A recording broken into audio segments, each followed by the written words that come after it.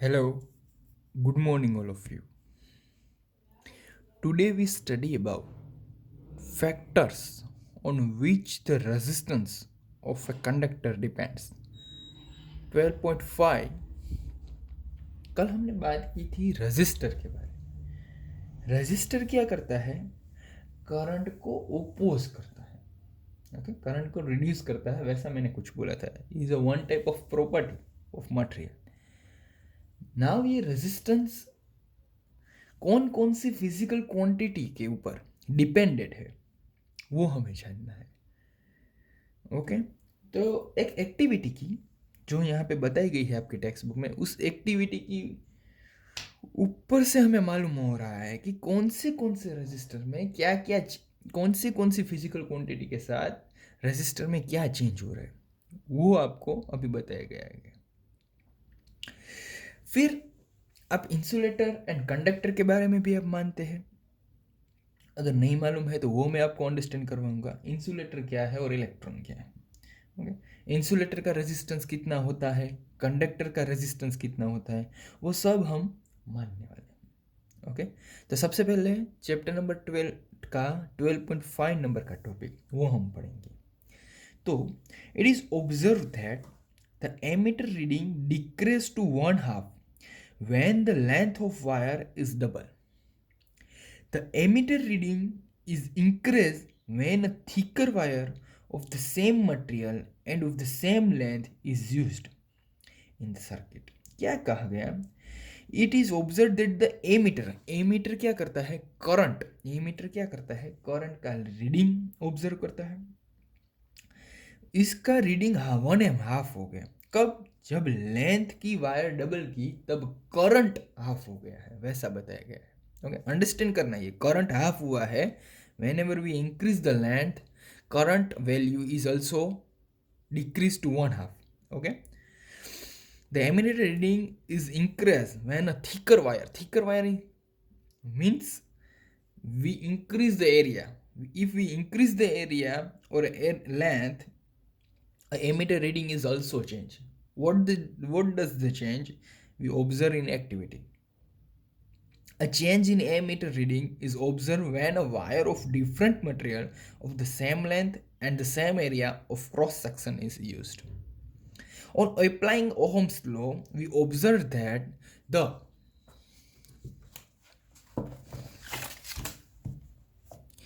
resistance of conductor depended first of all on its length, second on its area of cross section, and third on the nature of its material. क्या बताया गया कि जो आपका resistance है वो 3 properties के ऊपर डिपेंडेंट है। एक लेंथ, दूसरी एरिया, एंड थर्ड उसके नेचर। सबके बारे में हम बात करेंगे, पहले वो टेक्स्ट बुक रीड कर ले। Okay, precisely measurements have shown that resistance of a uniform metallic conductor is directly proportional to its length and inversely proportional to the area of cross sectional. वो लेंथ के साथ directly proportional है और area के साथ inversely proportional है, वैसा आपको एक्टिविटी के ऊपर से मालूम हो रहा है। क्यों है वो हम बाद में बात करेंगे। Combination of equation number 12.8 and 12.9, we get R is directly proportional with L and inversely proportional with area. R is proportional with L upon A. Okay, now we remove the proportional sign and added the is equal to sign, then R is equal to rho L upon A. ये जो P type की sign है उसे हम रो कहते हैं। ये जो P टाइप की साइन आपको दिखाई दे रही है वो P नहीं है, वो रो है, ग्रीक अल्फाबेट है। Okay, where rho is a constant of proportionality and is called the electrical resistivity of the material of the conductor. The SI unit of resistivity is ohm into meter. SI unit आपको बताया गया है resistivity का, resistivity यानी ohm. Okay, resistivity यानी sorry rho. Okay, it is a characteristic properties of the material. The metal and alloy have very low resistivity in the range of 10 raised to minus 8 ohm into meter to 10 raised to minus 6 ohm meter. ये underline करना है आपकी text book में। Metal and alloy की resistivity बहुत ही कम होती है, लो resistivity होती है। कौन सी रेंज में होती है? तो 10⁻8 ohm into metre to 10⁻6 ohm metre. ये आपको पूरी की पूरी अंडरलाइन करनी है, एमसीक्यू में आ सकता है। ओके, रेजिस्टिविटी क्या है वो भी हम बात करेंगे। आपकी टेक्स्ट बुक पहले हम रीड कर लें, फिर हम अंडरस्टैंड करेंगे हम ये क्या कह रहे हैं। Insulator like rubber and glass have resistivity of the order of 10⁻12 to 10⁻17 ohm. Insulator की रेजिस्टिविटी बहुत ही ज़्यादा होती है। कितनी होती है? तो 10⁻12 टू 10⁻17 ओहम इंटू मीटर जितनी होती है। तो ये आपको मालूम होना चाहिए। Both the resistance and resistivity of material very with temperature. Resistance and resistivity of material very with temperature. आपको बताया गया ना, नेचर ऑफ इट्स मटेरियल, यानी कि मटेरियल का नेचर चेंज हो तो क्या हो रहा है। फिर आपको बताया गया है कि उसकी टेम्परेचर वगैरह में चेंज करो तो रेजिस्टेंस में चेंज होता है। Okay, table number 12.2 reveals that the resistivity of an alloy is generally higher than that of its constant material. Alloy do not oxide radially at high temperatures. For this reason, they are commonly used in electrical heating devices like electrical iron, toaster, etc. Tungsten is used to almost exclusively for filaments of electrical bulbs, whereas copper and aluminum are generally used for electrical transmission line. Okay, तो ये factor थे। कहाँ पे use हो रहा है? Alloy का use हो रहा है, हीटिंग एलिमेंट में यूज़ होता है, क्योंकि उसका मेल्टिंग पॉइंट या बॉइलिंग पॉइंट हाई होता है, वैसा आप बोल सकते हो, वो बर्न नहीं होता, इसलिए आपको इलेक्ट्रिकल में से एक हीट एनर्जी मिल रही है जो डिपेंडेड ऑन रेजिस्टेंस ही है। तो टंगस्टन मटेरियल यूज़ होता है कोई भी बल्ब की फिलामेंट बनाने के लिए। तो ये अंडरलाइन करना है आपको कि ये टंगस्टन एलॉय है जो फिलामेंट बनाने के लिए यूज़ होता है। तो ये आपको मालूम होना चाहिए। अब हम अंडरस्टैंड करेंगे अपनी तरीके से कंप्लीटली बातें। ओके, तो first of all we study about what is the meaning of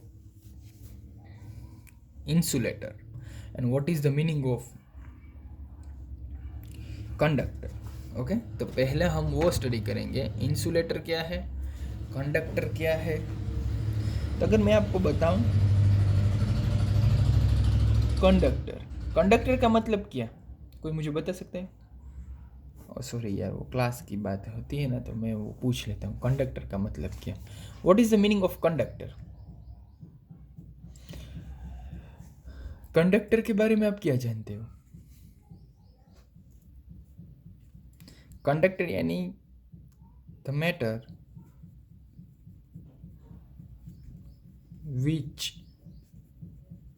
have free electron.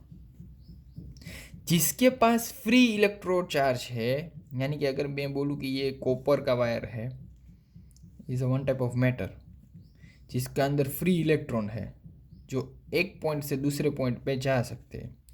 तो कोई भी मैटर में करंट कब फ्लो होगा? जब उसने अंदर इलेक्ट्रिक चार्ज होना चाहिए, क्योंकि इलेक्ट्रिक करंट की डेफिनेशन ही क्या है? Flow of electric charge. तो कोई भी कंडक्टर है उसमें से इलेक्ट्रिक चार्ज अगर फ्लो हो रहा है तो किसकी वजह से हो रहा है? इलेक्ट्रिक चार्ज की वजह से। इलेक्ट्रिक चार्ज यानी क्या? इलेक्ट्रॉन। तो कोई भी कंडक्टर में फ्री इलेक्ट्रॉन है, जिस भी मैटर में फ्री इलेक्ट्रॉन है उसको हम क्या बोलेंगे? कंडक्टर है। मैक्सिमम फ्री इलेक्ट्रॉन इसको होते हैं। अनदर डेफिनेशन जो आपने अभी तक पढ़ी है कि which type of matter they have passes the current, it's called electrical conductor. जिसमें से करंट पास हो सकता है उस मैटर को हम कंडक्टर कह सकते हो। जिसमें से करंट पास नहीं होता उसे हम इंसुलेटर कहते हैं। तो करंट पास क्यों होता है? इलेक्ट्रिक चार्ज की वजह से। ओके, तो मैंने थोड़ा डिफरेंट लिखा हुआ है, आपके पास ऑलरेडी एक डेफिनेशन तो ऑलवेज है ही। ओके, अब देखो करंट की वैल्यू हाई है कंडक्टर के अंदर, क्योंकि कंडक्टर के अंदर करंट फ्लो होता है। तो कंडक्टर के अंदर करंट कैसा होगा? फ्लो होगा यानी कि उसकी वैल्यू कंपेरेटिवली हाई है, इलेक्ट्रिक चार्ज ज़्यादा है। अब करंट हाई है तो आपको मालूम है रेजिस्टेंस एंड करंट दोनों को ओपोज करते हैं, दोनों इनवर्सली प्रोपोर्शनल है। ओके, ये आपको मालूम है कंप्लीटली। रेजिस्टेंस एंड करंट दोनों इनवर्सली प्रोपोर्शनल है, ये तो आपको ऑलरेडी मालूम ही है। तो इफ करंट की वैल्यू हाई है कंडक्टर के अंदर तो रेजिस्टेंस की वैल्यू कैसी होगी? लो।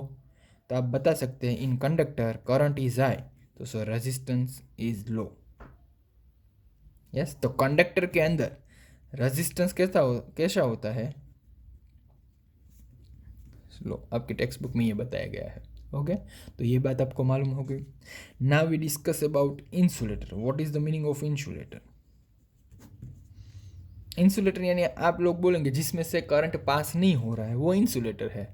तो मैं अगर अलग डेफिनेशन लिखूँ, द मैटर या which matter which have a no free charge, the matter which have a no free charge, it's called a insulator, आप कह सकते हो। ऐसी matter, the matter which have a no free charge, it's called insulator। तो अगर मैं बोलूँ rubber band आपके पास है, मान लो ये रबर है,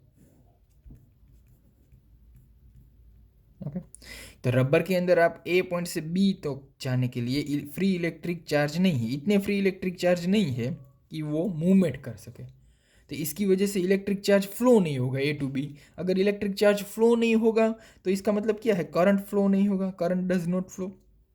इसलिए आप डेफिनेशन बोल रहे हो इंसुलेटर की कि ऐसा मैटर या ऐसा ऑब्जेक्ट कि जिसमें से करंट पास नहीं हो सकता, उसे हम कहते हैं इंसुलेटर। अब करंट कैसा है ही नहीं, लोअर वैल्यू का है, वैसा मैं लिख सकता हूँ लो करंट है। ओके, तो आपको मालूम है resistance and current inversely proportional है। अब करंट की वैल्यू लो तो रेजिस्टेंस की वैल्यू कैसी? ज़्यादा। तो इंसुलेटर के अंदर रेजिस्टेंस कैसा होगा? हाई। तो अब आपको मालूम हुआ कि रेजिस्टेंस इज हाई कंप्लीटली। तो ये आपको मालूम हो गया, तो ये भी आपकी टेक्स्ट बुक में ऑलरेडी लिखा है। Now factor on which resistance of a conductor depend। कौन से फैक्टर है जो रेजिस्टेंस के ऊपर डिपेंड है? तो हमने टेक्स्ट बुक में देखा, first length, second area, third nature. Third की मैं पहले बात करूँ नेचर की,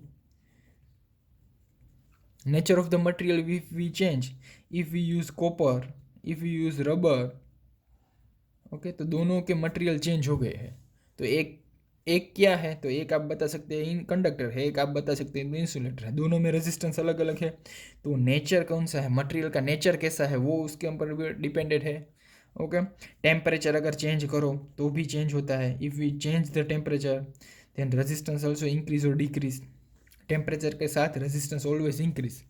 if we decrease the temperature then resistance also decrease. Okay, तो ये आपको बात मान लेनी चाहिए।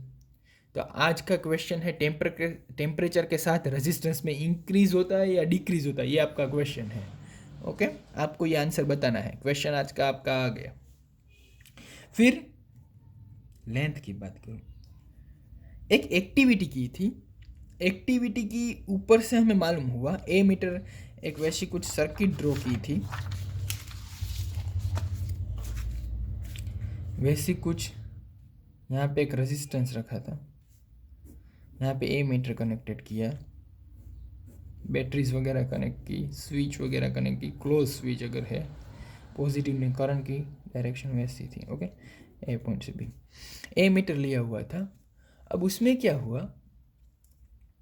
कि जब भी ए मीटर क्या मेज़र करेगा, ए मीटर करंट मेज़र करेगा, करंट यानी आई।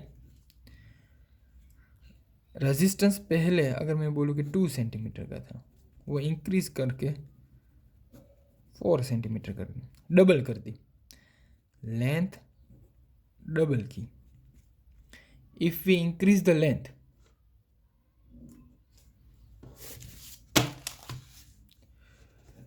Okay, if we increase the length, length अगर डबल कर दी तो करंट में क्या चेंज है? 2 सेंटीमीटर में अगर मैं बोलूँ कि 4 एम्पियर करंट फ्लो हो रहा था, तो जैसे ही 4 सेंटीमीटर करंट कर दिया, जैसे ही 4 सेंटीमीटर करंट कर दिया, तो क्या हुआ? करंट की वैल्यू हाफ हो गई।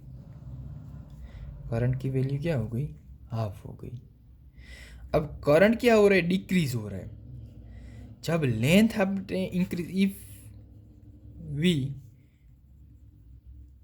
इंक्रीज द लेंथ, कितनी इंक्रीज की? 2 टाइम्स। 2 सेंटीमीटर की 4 सेंटीमीटर की 2 टाइम इंक्रीज की। If we increase the length 2 times, then we so that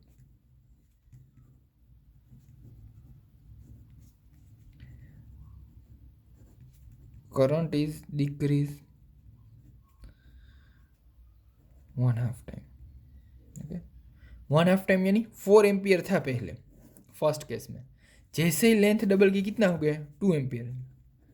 तो 4 को डिवाइड बाई 2 करो, कितना आएगा? 2 एम्पियर। आ गया आंसर। तो वो 1/2 हो गया। यानी कि आपने लेंथ इंक्रीज की तो करंट क्या हुआ? डिक्रीज हुआ। अब आपको मालूम है R is proportional to I. Current decrease हो रहा है, दिखाई दे रहे हैं? करंट डिक्रीज हो रहा है तो रेजिस्टेंस क्या होगा? इंक्रीज। तो लेंथ भी इंक्रीज हो रही है, उसके साथ साथ रेजिस्टेंस भी क्या हो रहा है? इंक्रीज हो रहा है। यानी कि resistance is directly proportional to L. खबर है? पता चल गया? डायरेक्टली प्रोपोर्शनल का मतलब ही क्या? If we increase the one physical quantity, then with also another quantity is increase. अगर एक क्वांटिटी को इंक्रीज करो तो उसके साथ दूसरी क्वांटिटी भी क्या होगी? इंक्रीज होगी। तो R is directly proportional to L, क्योंकि हम एल में चेंज कर रहे हैं तो आर में चेंज हो रहा है। अगर आपको अंडरस्टैंड नहीं हो रहा है तो ये मीटिंग में मैं आपको एक एग्जांपल दूंगा, उसमें आपको अंडरस्टैंड हो जाएगा कंप्लीटली। ओके, फिर ये रेजिस्टेंस था, उसका एरिया इंक्रीज किया। अगर मैं बोलूँ कि ये 2 सेंटीमीटर स्क्वायर का था, उसकी जगह 4 centimetre square, we change the area. Okay, तो अब करंट में क्या चेंजेस है? करंट यानी ए मीटर में क्या चेंजेस आ रहा है? ओके, तो तब 4 एम्पियर था तो उसकी जगह आपको 8 एम्पियर मिल गया। करंट की वैल्यू डबल हो रही। If we area increase then current increase. Area increase की रही है। एरिया देखो, 2 में से 4 किया, 2 में से 4 किया तो एरिया इंक्रीज किया, तो करंट भी क्या हुआ? 4 में से 8। तो आपको मालूम है आर इज, अब करंट इंक्रीज हो रहा है तो रेजिस्टेंस क्या हो रहा है? डिक्रीज हो रहा है। आर एन आई दोनों इन्वर्सली प्रोपोर्शनल है। तो आर एन ए के बीच आपको रेजिस्टेंस के ऊपर एरिया का क्या वैल्यू मिला? एक क्वांटिटी इंक्रीज हो रही है, अगर एरिया इंक्रीज किया रहा है तो रेजिस्टेंस क्या हो रहा है? डिक्रीज हो रहा है। तो दोनों ऑपोजिट कब होगा? इन्वर्सली प्रोपोर्शनल है तभी। तो area is inversely proportional with resistance. तो आपको समझ में आ गया? फर्स्ट एक्सपेरिमेंट कब किया? कि जब हमने लेंथ डबल की, 2 सेंटीमीटर से 4 सेंटीमीटर की, तब करंट क्या हो रहा था? डिक्रीज हो रहा था। यानी कि 4 में से 2 एम्पियर हो रहा था। यानी कि मैंने लेंथ इंक्रीज की, 2 में से 4, लेंथ इंक्रीज, करंट क्या हो रहा है? डिक्रीज, 4 में से 2। दिखाई दे रहा है? तो कही यस। अब आपको मालूम है रेजिस्टेंस और करंट दोनों कैसे है? इन्वर्सली प्रोपोर्शनल है। तो करंट डिक्रीज हो रहा है तो रेजिस्टेंस क्या हो रहा है? इंक्रीज हो रहा है। तो अब आपको फाइंड आउट क्या करना है? रेजिस्टेंस एंड लेंथ के बीच कैसा रिलेशन है? तो आप देख रहे हो लेंथ भी इंक्रीज हो रही है, रेजिस्टेंस भी इंक्रीज हो रहा है। तो अगर दोनों क्वांटिटी इंक्रीज हो रही है या तो दोनों क्वांटिटी डिक्रीज हो रही है, तो उसका मतलब क्या? वो दोनों डायरेक्टली प्रोपोर्शनल है। तो ये आपको अंडरस्टैंड हो गया। आगे अगर अंडरस्टैंड ना हो तो मीटिंग वगैरह में ज्वाइन होके आप मुझे ये क्वेश्चन पूछ लेना, ऐसे ही आगे।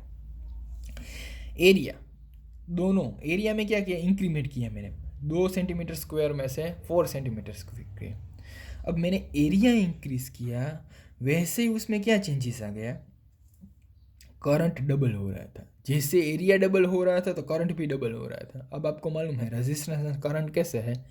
इन्वर्सली प्रोपोर्शनल है। यस, देन करंट इंक्रीज हो रहा है तो रेजिस्टेंस क्या होगा? तो डिक्रीज। तो अब रेजिस्टेंस एंड एरिया के बीच आपको एक रिलेशन मिल रहा है, एक इंक्रीज हो रहा है तो दूसरा डिक्रीज हो रहा है, तो वो दोनों इन्वर्सली प्रोपोर्शनल। तो आप लिख सकते हो resistance is directly proportional with length and resistance is inversely proportional with area. तो ये आपको दो रिलेशन मिल गए। अब ये दोनों को साथ में अगर मैं लिखूं, दोनों रिलेशन को, okay, R is directly proportional by L upon M में लिख सकता हूँ। कंप्लीट। Now we understand. ये प्रोपोर्शनल की साइन रिमूव करके मुझे इज इक्वल टू की साइन ऐड करनी है, तो R is equal to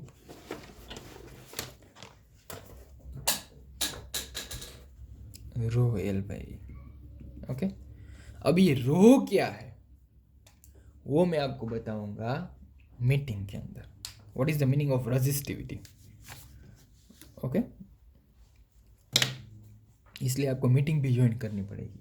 okay, तो डेफिनेटली आपको यहाँ से आपका टॉपिक अधूरा है, यहाँ से मैं आपको अंडरस्टैंड भी करवाऊंगा, क्योंकि हम दोनों वीडियोस भी आपको स्टडी करा रहे हैं और आपको मीटिंग वगैरह भी ज्वाइन कर रहे हैं। ओके, रो शॉर्ट में बता देता हूँ, वरी आप बोलेंगे सर ये क्या कर रहे हो आप। ओके, तो रो का मतलब है, अगर मैं बोलूँ तो रो यानी resistivity is a one type of property.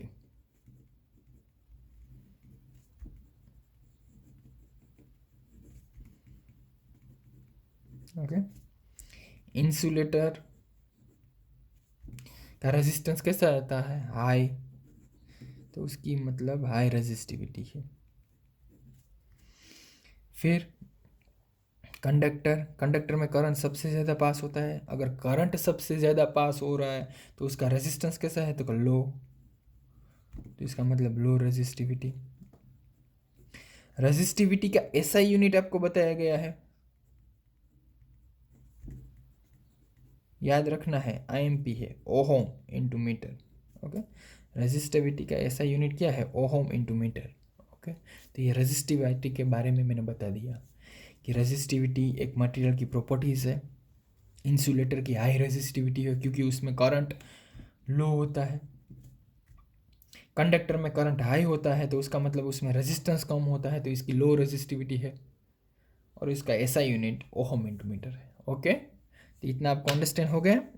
अगर कोई डाउट वगैरह है तो मीटिंग वगैरह में आपको ये 11:30 बजे जब हम मीटिंग ज्वाइन करेंगे तो उसमें आपको ये फॉलो अप करना है। ओके, तो बाय, कल मिलते हैं।